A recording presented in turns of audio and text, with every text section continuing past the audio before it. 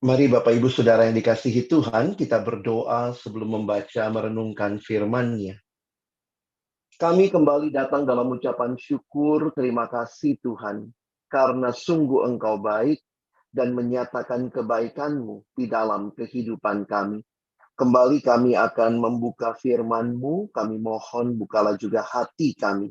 Jadikanlah hati kami seperti tanah yang baik, supaya ketika benih firman-Mu ditaburkan boleh sungguh-sungguh berakar, bertumbuh, dan juga berbuah nyata di dalam hidup kami.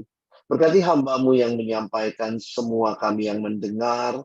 Tuhan, tolong kami semua, agar kami bukan hanya jadi pendengar-pendengar firman yang setia, tapi mampukan dengan kuasa dan pertolongan dari Roh-Mu yang kudus. Kami dimampukan menjadi pelaku-pelaku firman-Mu di dalam hidup kami, di dalam keseharian kami, juga di dalam keluarga kami. Bersabdalah ya Tuhan, kami umat-Mu sedia mendengarnya. Di dalam satu nama yang kudus dan berkuasa, nama Tuhan kami Yesus Kristus, kami menyerahkan pemberitaan firman-Mu. Amin. Shalom, selamat siang Bapak Ibu Saudara yang dikasihi dalam Tuhan Yesus Kristus. Saya bersyukur buat kesempatan ini boleh membagikan firman kepada saudara sekalian dengan tema merawat dan bukan menuntut. Bulan ini Bapak Ibu Saudara juga sudah mengikuti seri tentang keluarga. Saya ingin kembali merefresh ingatan kita bahwa Allah yang kita sembah adalah Allah yang menciptakan manusia. Allah yang menciptakan manusia di dalam relasi yang indah satu sama lain. Pertama kali di Alkitab kita dinyatakan tidak baik kalau manusia itu seorang diri saja di dalam Kejadian 2 ayat yang ke-18. Setelah semua bagian di awal ketika Allah mencipta, dia katakan baik, baik, baik, sungguh amat baik. Maka pertama kali muncul istilah tidak baik kalau manusia itu seorang diri saja, mau menyatakan rancangan Allah bagi kemanusiaan kita bukanlah individual. Manusia makhluk sosial itu bukan teori sosiologi belaka, tetapi itulah rancangan Allah yang menciptakan manusia di dalam relasi yang indah satu sama lain. Dan relasi yang paling awal yang Allah ciptakan adalah di dalam relasi keluarga. Karena itulah kita bisa membayangkan ketika keluarga hidup di dalam relasi yang indah satu sama lain. Ini adalah gambaran yang sangat indah. Sebuah kutipan dalam bahasa Inggris mengatakan, "The nearest thing to heaven on earth is a happy Christian home." Tapi realitanya, sebagaimana yang dikatakan oleh MC kita tadi juga, bahwa dosa telah merusak relasi. Gambaran yang harusnya begitu indah, nah jadi gambaran seperti keluarga Bart Simpson ini. Ya, inilah realita yang dialami. Tidak ada keluarga yang sempurna. Tetapi apa yang menarik kalau kita perhatikan, kalau dosa telah merusak, termasuk relasi di dalam keluarga, maka pertanyaannya, apakah ada pengharapan bagi kita? Saya harus katakan di dalam Alkitab, diberikan kepada kita pengharapan akan pembaharuan yang indah. Betul, tidak ada keluarga yang sempurna karena dosa telah merusak dan Yesus belum datang untuk kedua kalinya menyempurnakan segala sesuatu, tetapi bagi setiap keluarga-keluarga yang berserah kepada Kristus, selalu ada pengharapan. Karya salib Kristus, di kayu salib dia tidak hanya mendamaikan manusia dengan Allah, diwakili dengan palang yang vertikal, tetapi dia juga mendamaikan manusia dengan sesama. Itu juga yang kita lihat di dalam wakil palang yang horizontal. Keselamatan di dalam Yesus Kristus bukan hanya punya dimensi personal. Saya selamat, saya mempercayai Yesus sebagai Tuhan dan Juru Selamat saya.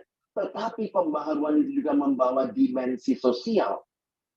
New life, yang di dalamnya ada new standard. Tetapi ketika beberapa orang yang hidupnya dibaharui, Saya dibaharui, saudara dibaharui, rekan saudara dibaharui. Di dalam Kristus maka kita menjadi apa, saudara? Kita menjadi new society. Dan new society ini akan menghidupi new relationship. Inilah kira-kira kesimpulan di dalam kitab atau buku yang dituliskan oleh pendeta John Stott ketika dia menuliskan tentang pembahasan kitab Efesus, ketika sampai di pasal yang keempat, kelima, dia menggambarkan relasi-relasi yang dibaharui di dalam Kristus. Tidak heran pendeta John Stott memberi judul untuk tafsiran kitab Efesusnya adalah God's New Society.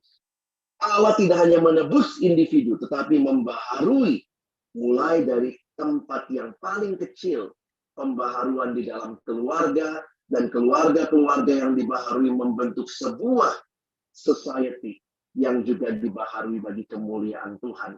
Sehingga kata kunci yang saya rindu kita pahami hari ini adalah kita bicara relasi yang dibaharui dalam Kristus.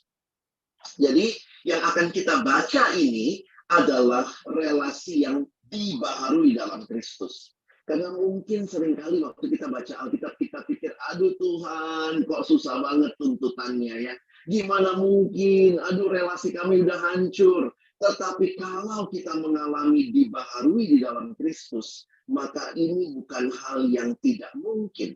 Tetapi ini adalah sesuatu yang dibaharui, yang rusak, punya pengharapan, ada pemulihan. Karena itu di dalam Efesus pasal 5, ayat 21 sampai pasal 6 ayat 4 itu yang menjadi pembacaan Alkitab kita hari ini. Saudara perhatikan, ini adalah relasi yang dibaharui di dalam Kristus. Dan relasi ini Paulus mulai dari mana? Dari keluarga. Ada suami dengan istri, ada orang tua dengan anak, dan bahkan kalau saudara perhatikan nanti, saya tidak membahasnya mulai ayat 6, pasal 6 ayat 5, itu relasi tuan dan hamba. Hamba pada masa itu, atau yang disebut dengan budak, itu lazim di sebuah keluarga. Jadi ada anak, ada orang tua, ada suami, ada istri, tapi juga biasanya ada budak. Dan itulah yang Paulus berikan gambaran. Pembaharuan itu terjadi di dalam keluarga. Mari kita baca bagian ini bersama-sama. Saya akan mulai membaca bagi kita. Pasal yang kelima ayat 21 kitab Efesus. Dan rendahkanlah dirimu seorang kepada yang lain di dalam takut akan Kristus. Hai istri, tunduklah kepada suamimu seperti kepada Tuhan. Karena suami adalah kepala istri, sama seperti Kristus adalah kepala jemaat, dialah yang menyelamatkan tubuh. Karena itu, sebagaimana jemaat tunduk kepada Kristus, demikian jugalah istri kepada suami dalam segala sesuatu. Hai suami, kasihilah istrimu sebagaimana Kristus telah mengasihi jemaat dan telah menyerahkan dirinya baginya untuk menguduskannya, sesudah ia menyucikannya dengan memandikannya dengan air dan firman, supaya dengan demikian ia menempatkan jemaat di hadapannya dengan cemerlang, tanpa cacat atau kerut atau yang serupa itu, tetapi supaya jemaat kudus dan tidak bercela. Demikian juga suami harus mengasihi istrinya sama seperti tubuhnya sendiri. Siapa yang mengasihi istrinya mengasihi dirinya sendiri. Sebab tidak pernah orang membenci tubuhnya sendiri, tetapi mengasuhnya dan merawatinya. Seperti tema kita ya. Sama seperti Kristus terhadap jemaat. Karena kita adalah anggota tubuhnya. Sebab itu laki-laki akan meninggalkan ayahnya dan ibunya dan bersatu dengan istrinya sehingga keduanya itu menjadi satu daging. Rahasia ini besar, tetapi yang aku maksudkan ialah hubungan Kristus dan jemaat. Bagaimanapun juga bagi kamu masing-masing berlaku. Kasihilah istrimu seperti dirimu sendiri, dan istri hendaklah menghormati suaminya. Selanjutnya pasal 6 bagian relasi orang tua dan anak. Hai anak-anak, Taatilah orang tuamu di dalam Tuhan, karena haruslah demikian. Hormatilah ayahmu dan ibumu. Ini adalah suatu perintah yang penting, seperti yang nyata dari janji ini, supaya kamu berbahagia dan panjang umurmu di bumi. Dan kamu, bapak-bapak, janganlah bangkitkan amarah di dalam hati anak-anakmu, tetapi didiklah mereka di dalam ajaran dan nasihat Tuhan. Sedemikian jauh pembacaan firman Tuhan. Berbahagialah kita yang bukan hanya membacanya, tetapi merenungkannya, melakukannya, dan bahkan membagikannya. Bapak, Ibu, Saudara yang dikasihi Tuhan, bagian ini menjadi bagian yang menarik kita perhatikan ada di dalam kitab Efesus. Kitab Efesus merupakan kitab yang sangat padat dengan ajaran Kristiani. Ajaran yang di dalamnya menggambarkan apa yang Allah lakukan di dalam Kristus bagi kita. Tetapi isi kitab Efesus bukan hanya ajaran. Ketika kita telah menikmati karya Kristus yang menyelamatkan, maka ada bagian praktis. Mulai dari Efesus pasal yang keempat sampai pasal yang keenam. Termasuk ayat-ayat yang kita baca ini banyak perintah. Karena ini praktis. Sesudah kamu tahu kamu diselamatkan, itulah isi doktrinal pasal 1, pasal 2, pasal 3, maka what next? Nah, apa yang selanjutnya? Banyak bagian yang adalah perintah. Pembaharuan yang Kristus lakukan membawa dampak transformatif. Mulai dari mana? Mulai di dalam kehidupan masyarakat yang paling kecil, yaitu keluarga. Saya sengaja membaca mulai dari Efesus 5 ayat 21. Saudara perhatikan, ini bagi saya adalah kunci mengerti relasi-relasi yang dibaharui. Dan rendahkanlah dirimu seorang kepada yang lain di dalam takut akan Kristus. Saudara kalau punya Alkitab cetak, terjemahan baru, TB1 yang biasa kita pakai selama ini, maka kita akan melihatnya seperti ini. Nanti bisa perhatikan ya, saya sengaja memfoto ini bagian Alkitabnya. Jadi kalau Bapak Ibu Saudara melihat ayat 21 itu ada di perikop sebelumnya. Karena perikop kasih Kristus adalah dasar hidup suami istri, dimulai di ayat 22. Tetapi kita sekarang sudah punya Alkitab baru ya. Namanya Alkitab terjemahan baru yang kedua. Baru ke launching bulan Februari yang lalu. Jadi ini disebut sebagai TB2 tahun 2023. Saudara perhatikan, menarik sekali karena ini lebih sesuai saya pikir dengan bahasa aslinya. Ayat 21 itu masuknya justru ke perikop yang bawah. Saudara lihat bedanya? Di TB1 itu mulainya perikop ini ayat 22. Tetapi di TB2, dan ini lebih sesuai dengan terjemahan aslinya bahasa Inggris juga, justru ayat 21 itu kunci mengerti semua relasi ke bawah. Makanya diterjemahkan sekarang adalah tunduklah seorang kepada yang lain di dalam takut akan Kristus. Nah, saudara bisa lihat bedanya ya.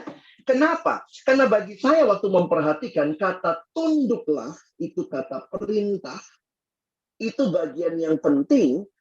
Jadi saya mau kita mengerti tema mengasuh, merawat, begitu ya, bukan menuntut, dari kata ini. Alkitab ketika berbicara tentang relasi keluarga, maka kata kuncinya adalah tunduklah seorang kepada yang lain. Jadi ini ketundukan yang kalau Bapak Ibu perhatikan ini mutual. Seorang kepada yang lain. Kenapa? Nanti saya coba jelaskan. Penting sekali memahami mutual submission. Dalam sebuah tafsiran yang saya pakai, mengatakan begini. Ide tentang mutual submission is that we should willingly place ourselves under one another's authority and serve one another out of reverence for Christ. This means that we should not seek to dominate or control. Jadi tujuannya saling merendahkan diri atau saling tunduk, itu tujuannya bukan untuk mendominasi, bukan untuk menguasai, bukan untuk mengontrol, but rather to serve them and put their needs ahead of our own. Menempatkan kepentingan mereka lebih utama daripada kepentingan kita. Ini adalah sebuah sikap, posture. It is a posture of humility and respect. Ini adalah sebuah sikap yang rendah hati dan menghormati, yang merefleksikan kasih dan sifat Kristus yang selflessness, yang tidak mementingkan diri. Kenapa ini penting? Perhatikan. Banyak kali orang membaca ayat-ayat di bawah berkaitan dengan relasi suami sama istri, mengertinya tidak mutual submission. Ya, ini nggak usah diterjemahannya saja, kalau saudara bisa lihat. Perhatikan ayat-ayatnya. Kalau saudara pahami, khususnya ayat 22, seringkali kan ini yang ditekankan. Hai istri, tanduklah suamimu, begitu? Bukan ya? Tunduk ya. Tunduklah kepada suamimu. Sehingga dalam cara pandang tadi, kadang-kadang kita pikir yang harus tunduk itu istri. Tapi kalau kita mengerti, tunduklah seorang kepada yang lain, maka sebenarnya relasi yang dibaharui, dua-duanya harus berlaku sama. Istri tunduk, suami juga tunduk. Tunduknya dalam pengertian apa? Pengertian tadi, harus saling melayani satu sama lain. Yang istri tunduk demi melayani suaminya, tetapi perhatikan, suami juga harus mengasihi istri. Jadi jangan mengerti ayat ini, karena banyak kali ayat ini pun ketika pendeta-pendeta di pedalaman di daerah ada datang konseling Pak Pendeta, saya digampar suami, lalu pendeta bilang, sudah ibu paham saja, ibu harus tunduk, ya. Ada ayatnya. Jadi ayat ini kalau tidak dipahami dengan baik, maka yang terjadi adalah KDRT bisa terjadi, melegalkan atau mengalkitabiahkan. Sabar saja, yang penting ibu tetap tunduk. Kalau saudara mengerti dua-duanya, ini sekali lagi saya makin memahami ketika mempeakan bagian ini. This is mutual submission. It's not only wife should submit to the husband, tetapi suami mengasihi istri. Dan perhatikan kasihnya seperti apa. Sebagaimana Kristus mengasihi jemaat. Seperti apa Kristus mengasihi jemaat? Menyerahkan dirinya bagi jemaat. Suami yang seperti ini, percaya, istri pasti tunduk. Ya, jadi kan logikanya, istri tunduk kepada suami yang mengasihi. Dan kalau suami tidak mengasihi, jangan heran istri tanduk, ya, saudara ya. Jadi ini kan relasi yang harus dirawat. Dirawatnya jangan bilang, saya kan laki-laki, saya yang pimpin. Kamu memimpin dengan apa? Dengan pengorbanan? Benar-benar memperhatikan kepentingan istrimu? Kadang-kadang tidak mudah, ya. Yang istri juga belajar tunduk. Tunduk dalam arti apa? Membiarkan suamimu memimpin. Membiarkan dia mengasihimu. Itu bagian dari ketundukan satu sama lain. Nah, pulang nanti kita relasi sama suami istri yang sudah menikah, cari tahu apakah kita sudah sama-sama mutual submission. Berlomba-lomba mau melayani pasangan kita. Aduh Pak Pendeta, saya belum menikah. Bagi saudara yang belum menikah, ini persiapannya. Carilah pasangan di dalam Tuhan. Kenapa? Karena perhatikan ya, suami kasih istrimu sebagaimana Kristus. Jadi kalau dia nggak kenal Kristus, jangan heran dia kasihnya egois. Tapi kalau dia kenal Kristus, itu pun mesti berjuang. Sudah kenal Kristus, kadang-kadang kasihnya masih egois. Apalagi yang tidak kenal Kristus. Maka saudara yang akan meniti masa depan rumah tangga, cari pasangan yang kenal Tuhan. Tapi bukan hanya kenal, bertumbuh dalam pengenalan akan Tuhan. Sehingga dia tahu apa artinya mengasihi. Karena dia punya teladan Kristus yang mengasihi. Nah, Bagaimanapun juga bagi kamu masing-masing berlaku. Hai istri, kasihilah istrimu seperti dirimu sendiri, dan istri hendaklah menghormati. Jadi tunduknya dalam arti hormat, ya. Nah, ini kadang tidak dihotbahkan karena seringkali ayat ini malah justru menegaskan tidak apa-apa suami tekan istri. Dan istri kadang-kadang karena ditekan, wah saya harus tanduk suami. Nah, itu yang mengerikan, saudara. Pulang evaluasi, kita sudah saling tunduk nggak? Atau jangan-jangan kita berdua saling tanduk. Kedua, kalau orang tua sama anak, siapa yang kita harapkan tunduk?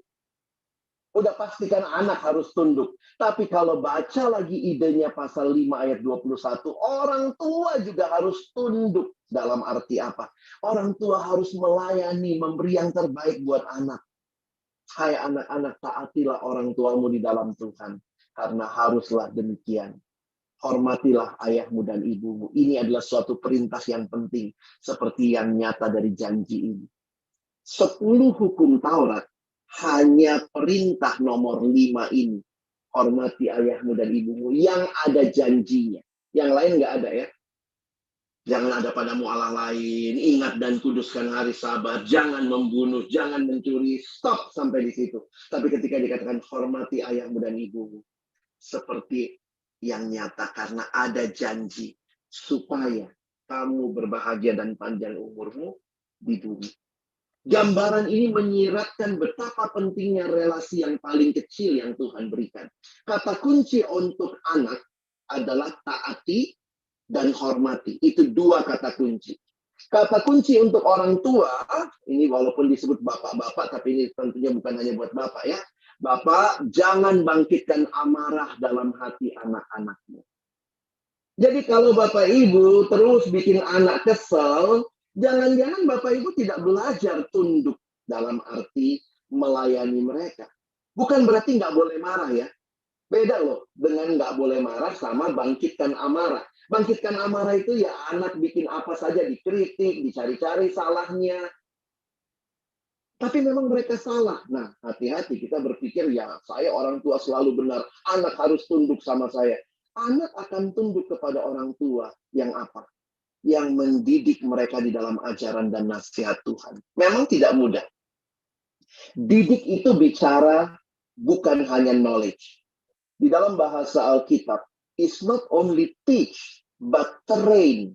Kata didik itu mengandung kata train, berarti harus ada pelatihan terus-menerus dan ada contoh. Jangan Bapak Ibu, teman-teman tidak menjadi contoh lalu menuntut anak jadi baik. Papa mama tidak ke gereja, tapi anak harus rajin ke gereja. Apakah itu jadi sebuah teladan? Didik mereka dalam ajaran dan nasihat Tuhan. Nah, ini nggak mudah, ya. Aduh, susah banget sih Pak Pendeta jadi orang tua. Sama juga, susah juga jadi anak yang taat dan hormati orang tua, ya. Apalagi orang tua kan banyak. Tidak semua orang tua juga dalam Tuhan, ya. Saya sedikit kasih gambaran. Kalau kata taat itu perintah. Taatilah orang tuamu. Tapi menarik embel-embelnya di belakang. Taatilah orang tuamu di dalam Tuhan. Karena itu pertanyaan trikinya begini. Boleh nggak taat sama orang tua? Boleh nggak taat sama orang tua? Dari ayat ini, boleh. Kalau orang tua tidak taat sama Tuhan. Kalau kita harus memilih taat sama Tuhan atau taat sama orang tua, saudara harus tetap memilih. Kalau ini hal yang bertentangan, maka selalu tempatkan ketaatan kepada Tuhan sebagai yang paling utama. Emangnya kita harus taat sama Tuhan? Iya. Taat sama orang tua sejauh orang tua taat sama Tuhan. Kalau orang tua tidak sedang taat sama Tuhan, jangan ikuti, saudara. Tapi orang tua kan wakil Tuhan. Kalau dia benar, gitu ya. Ada juga kan yang gitu ya. Misalnya ini contoh pas pulang. Ayo nak kita pergi. Kita bunuh anak tetangga. Harus ditaati. Hati-hati taat bodoh, ya. Nah, mama sudah tua, sudah nggak lama lagi hidup. Menikah sajalah sama siapa aja. Beda agama pun nggak apa-apa. Taati? Jangan. Karena kita punya pilihan. Taat kepada Allah di dalam ketaatan itulah kita menilai ketaatan kepada orang tua. Tapi yang kedua, perhatikan, dalam hal menghormati nggak ada pilihan ya. Nggak ada dibilang begini, hormatilah bapakmu kalau dia bapak yang baik. Hormatilah mamamu kalau dia mama yang baik. Tidak. Meskipun saudara dalam keluarga yang, aduh Pak Pendeta, bapak saya itu nggak ada gunanya hidup. Kami ditinggal, tidak dibiayai. Apalah, saya nggak mau taat sama dia. Oke, karena mungkin apa yang dia perintahkan nggak benar. Tapi apakah saudara taat?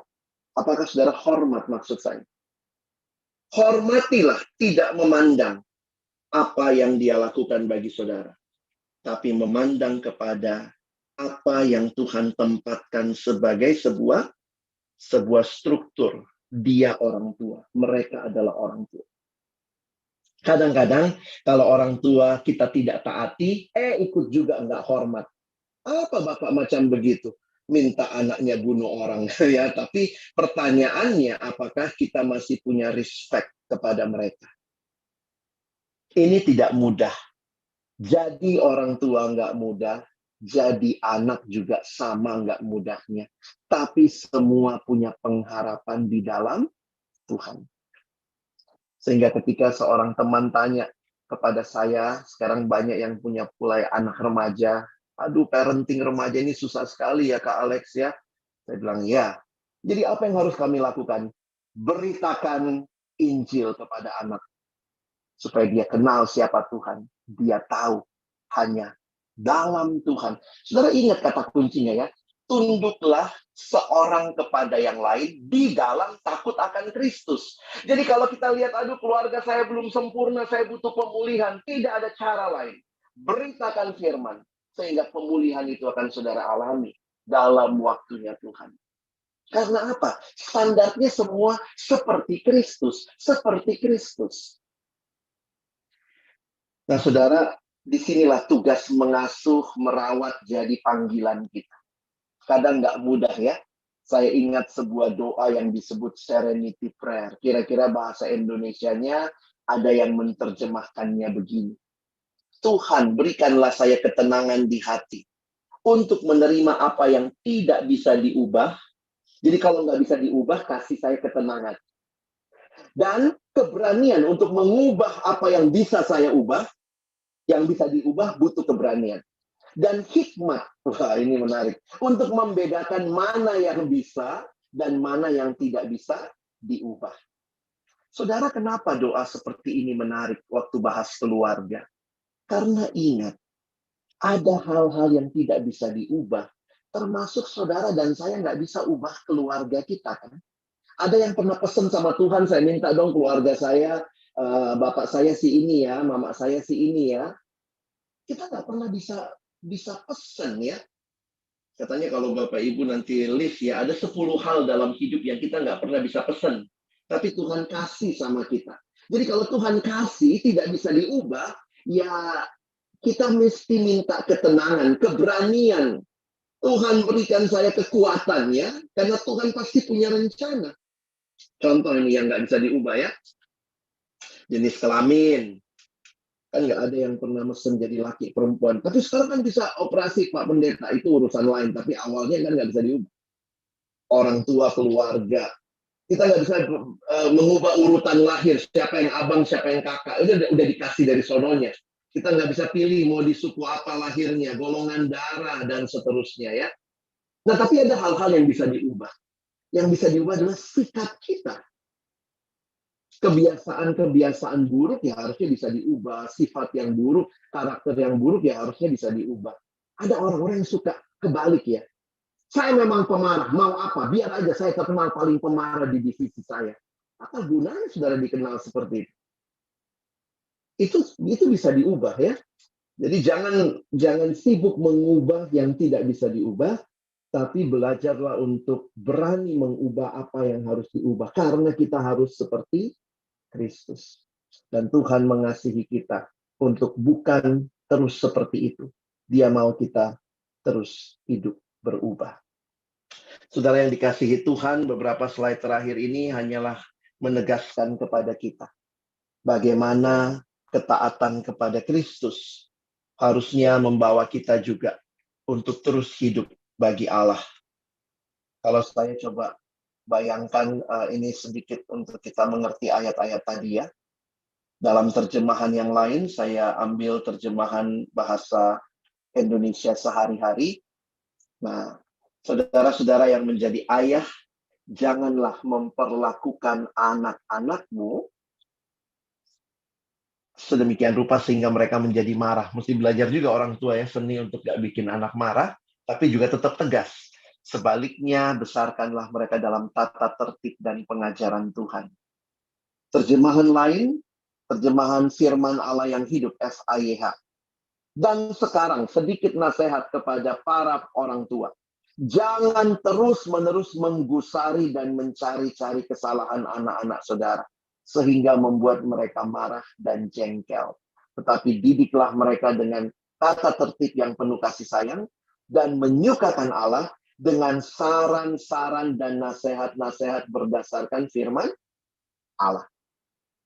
Jadi sebagai penutup, secara keseluruhan, bagian yang kita bahas ini menekankan pentingnya saling tunduk, saling mengasihi, saling hormat. Itulah merawat itu. Itu perlu kekuatan dari Tuhan ya. Dan ini bukan panggilan untuk sekelompok, istri dan anak. Tidak. Ini adalah panggilan untuk setiap anggota keluarga. Untuk memprioritaskan kebutuhan, kesejahteraan orang lain, dan untuk melayani dan memberikan dukungan. Kerinduan kita apa?